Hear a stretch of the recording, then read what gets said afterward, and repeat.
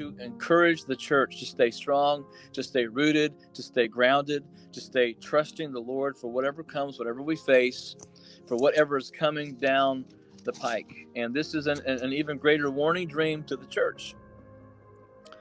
So here's the dream that I had on January 9th to 11th, and I'm calling it the Plumb Line Dream. I saw a bright, sunlit sky, no clouds. And I saw the man that I see often in my dreams walking down the streets of New York. And I saw the traditional skyline, even saw the Empire State Building, so I knew exactly where I was. The man was dressed in a first century robe, like any Jewish male would have worn in public, and as well he had the prayer shawl over his head. His pace was steady, and the people walked by him oblivious to the fact. He was carrying this rope. The rope was hanging down in his hand. And it was hanging down to the ground, okay? And at the bottom of the rope appeared to be a large stone tablet that resembled the traditional tablet like the Ten Commandments. And the rope stayed tight. Every step he took, it didn't move, it didn't sway, it didn't move at all. And then I found myself that I was walking beside him as I was walking beside him in the dream, and I'm watching this rope that just stands steady and doesn't move at all. So I asked him why the rope and stone never moved, why it didn't wobble as he was walking. And he stated clearly, my plumb line never moves. And I asked where we were going, and he simply said, to do business. And then we passed a street sign that said Wall Street, and we walked further down the street.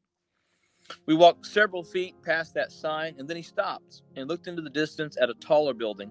And he held that rope up, and he measured the balance of the plumb line against the building ahead.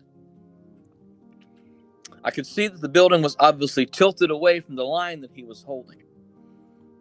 And the man then he put both hands on the building and began to shake it back and forth.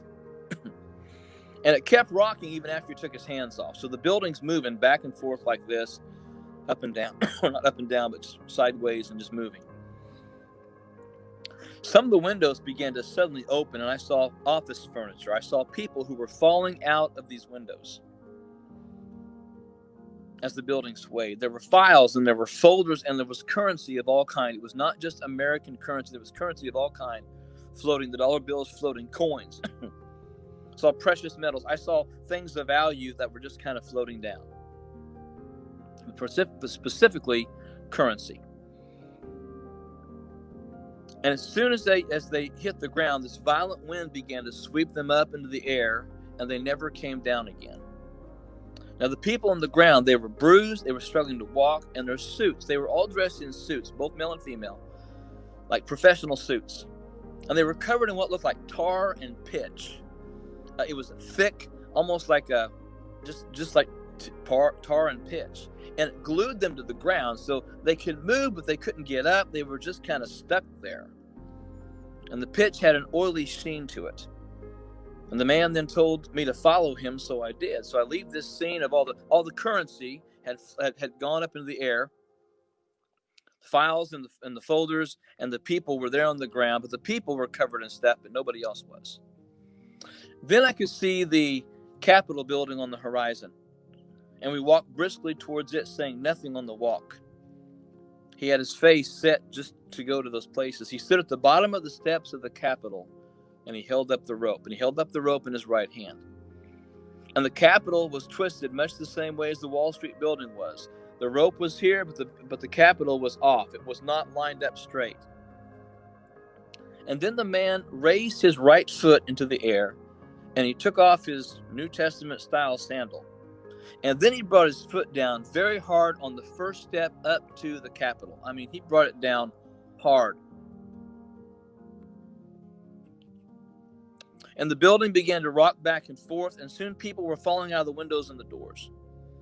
Documents, and there were desk nameplates that were falling onto the ground, along with people who were all landing on their knees hard. When they fell out the windows, they just fell on their knees hard.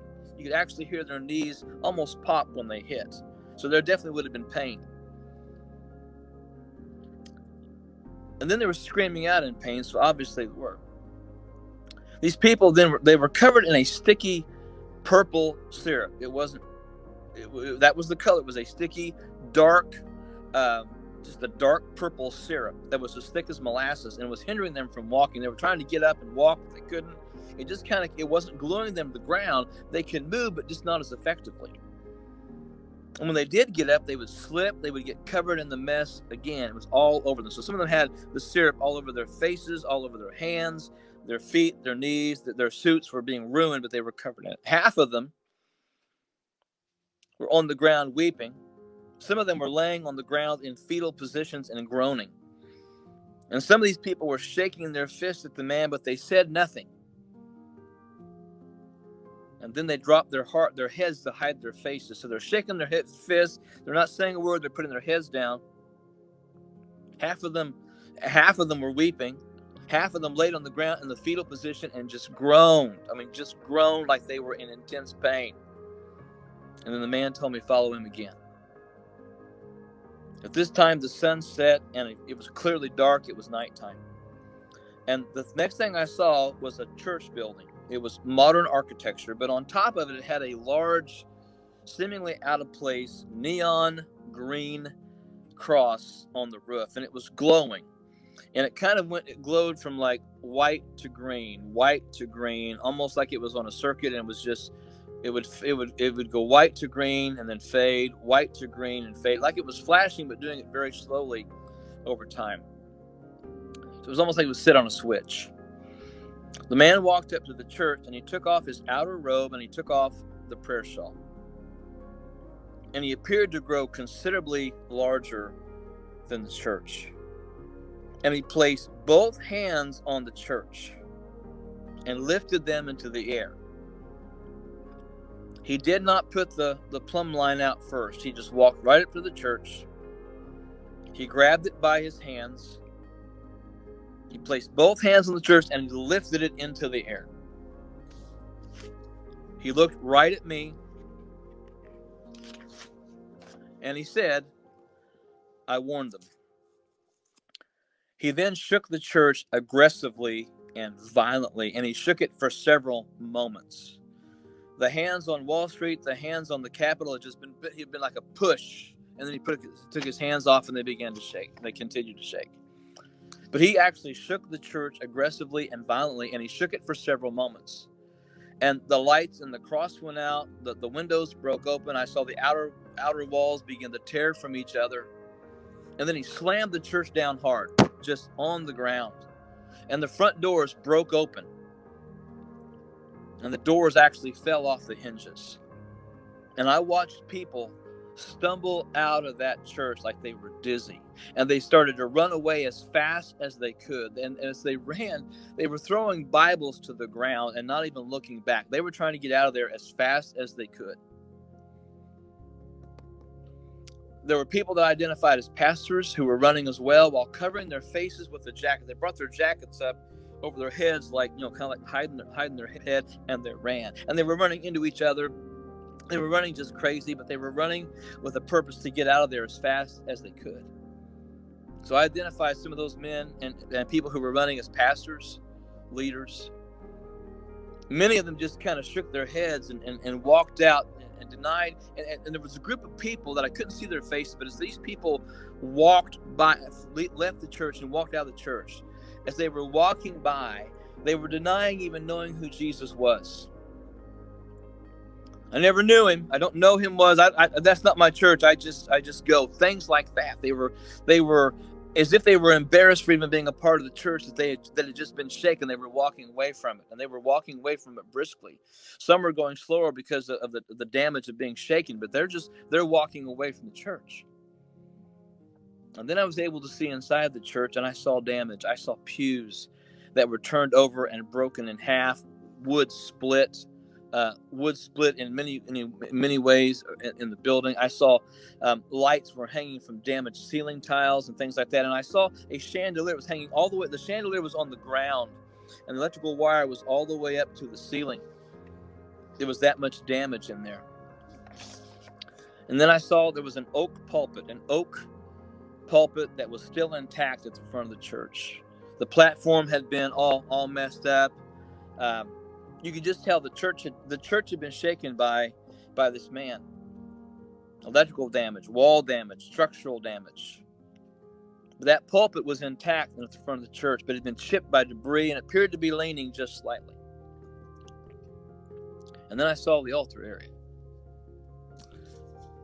And there seemed to be there were hundreds of people.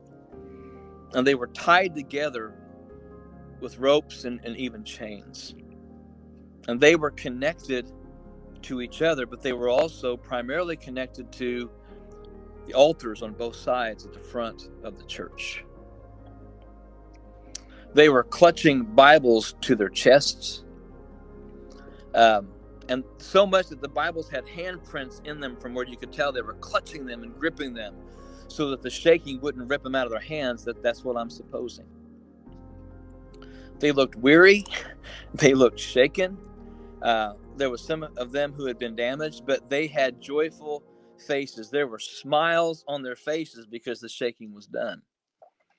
And there were some in that group, though, as they were tied together, that realized that there were some who'd passed away and appeared to have been hit with debris from the shaking. And the ones who remained alive, they were shedding tears for them. But they got up and they kind of not necessarily untied themselves. They didn't really untie themselves from each other at the altar, but they got up and they began to kind of clean up the area and kick away the debris. And they were just trying to make sense of what they were seeing. And then the man walked in. And he looked around as if he was assessing all that he saw. And he said these words. You took warning, and you were good to do so. Your obedience has been noted, and there will be fruit both here and in heaven. Though shaken and broken, you will arise, my bride, and work until I come. So once again, the last thing he said was, you took warning and were good to do so. Your obedience has been noted, and there will be fruit both here and in heaven. Though shaken and broken, you will arise, my bride, and work until I come. The one thing I want to specify is that both on Wall Street and in Washington, D.C., this man held the plumb line up. When he walked up to the church, he didn't. He simply walked up to the church with the expectation they knew what the standard was and it had been missed. And I want to once again encourage the church that's watching this right now, believers that are watching this right now. We're already seeing censorship issues, and history confirms once again after they silence you, they come for you. Now, am I saying that's going to happen? All I'm saying is I know that a shaking is coming to the church.